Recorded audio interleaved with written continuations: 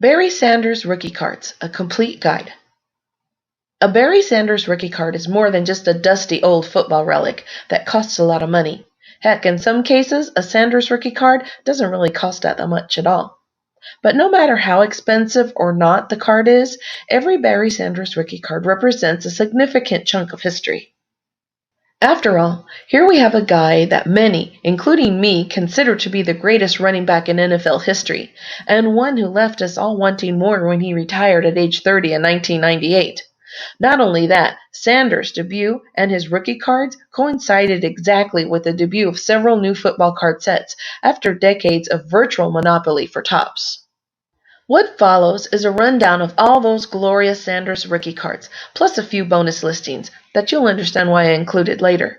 In each case, I've also included the approximate current market value of each Barry Sanders rookie card, based on sales of PSA 9 cards listed in the PSA auction prices realized tool as of late summer 2021.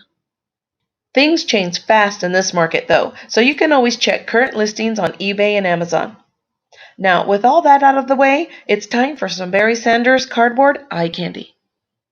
1989 Lions Police, Barry Sanders, number 11.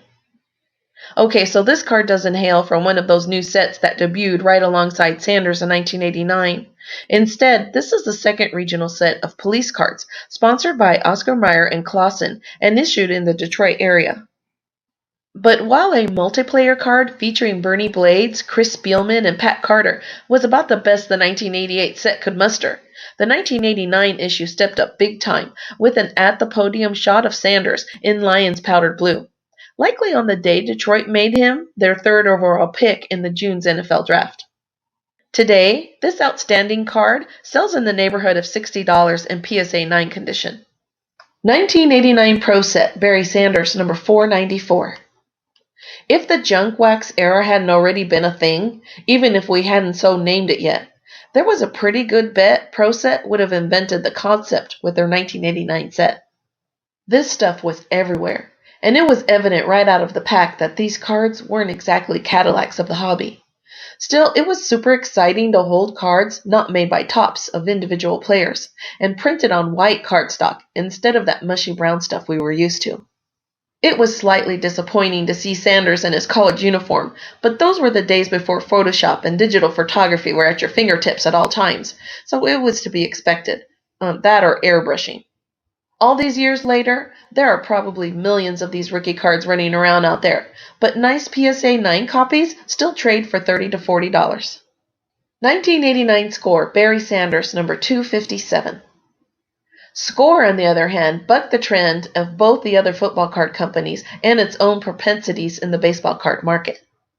In particular, they seem to take a sort of wait-and-see approach with their new venture into the gridiron, with anecdotal regional reports from around the hobby indicating that Score football wasn't quite as easy to score as their counterparts in the market.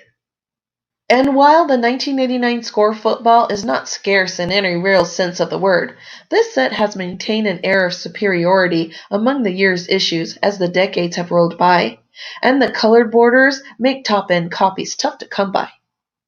In the case of this smiling Barry Sanders rookie card, that means a sticker price of about $140 in PSA 9 condition. 1989 Topps Traded, Barry Sanders, number 83T. After nearly a decade of cranking out year-end update sets for the baseball card market and suddenly staring at a competitive landscape, Topps finally brought the idea to football with their 1989 Traded set. Or maybe it was Sanders himself who pushed the old gun company towards the mild innovation, considering they missed out on the Detroit rookie in their 1989 base set. Whatever the case, Sanders' 1989 Topps Traded card is the first to show him in an NFL game setting, even if the shot does feature him plopped down on the sideline bench. Price-wise, it takes the ball at $30 to $35 in PSA 9 condition. Bonus! Those 1989 cards represented the full gamut of actual Sanders rookie cards, but 1990 brought even more players to the gridiron pasteboard game. And with those entries came a rush of first Sander cards for companies who weren't on the field in 1989. Here's a rundown of those bonus rookie cards. 1990 Fleer, Barry Sanders, number 284. As the company who brought down the Topps monopoly in baseball 10 years before, and with a long history of serving collectors in one way or another, Fleer was the headliner when it came to new entries in the football card market in 1990. And they delivered, with a crisp modern design and solid photography front and back that even managed to stir up a little nostalgia, with player images overlapping card borders like many of the great cards of the past. For a while, Fleer felt like it hit the sweet spot from a production standpoint too, with a touch of scarcity here and there, keeping prices solid, and retail shelves generally sparsely populated, but with wide enough distribution to prevent an all-out frenzy on the secondary market. As with most sports cards from that era, of course, time has shown us that there was enough 1990 Fleer football out there to fill the oceans several times over. But that doesn't mean it's not still an important milestone in hobby history. And Barry Sanders' Fleer debut shows real NFL action, something none of his 1989 rookie cards could claim. Today, expect to pay about $15 for a slab mint copy of that first Sanders Fleer card. 1990 Fleer All-Pros Barry Sanders, number 4. Once they had their full license to issue cards of individual football players, after years of their Super Bowl sets showing nothing but blimp-eye view action from the big game, Fleer jumped in with both cleats. Part of that leap included an All-Pro set inserted into wax packs, similar to the future Hall of Famers and the All-Star cards they had rolled out in baseball in the preceding years. With Sanders reeling off 1,470 yards rushing as a rookie in 1989, you can bet he was included in both the All-Pro squad and this set. Today, this is about a $12 card in PSA 9 condition. 1990 Fleer Stars and Stripes Barry Sanders, number 44. Another tribute to the all-star players of the day, Stars and Stripes featured 90 cards issued in small boxes/packs that included 2 candy sticks and 8 cards. If you were lucky enough to pull a Sanders or find one later on, then you have a $15 card, if it's graded in PSA 9. 1990 Action-Packed Barry Sanders, number 78.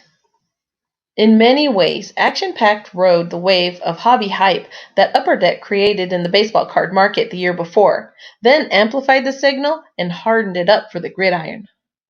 Positioning itself as a super premium brand, AP offered just 6 cards per foil pack, but each was as thick as the belly of a 1980s lineman and featured an embossed image with the player in question, all with a metallic sheen.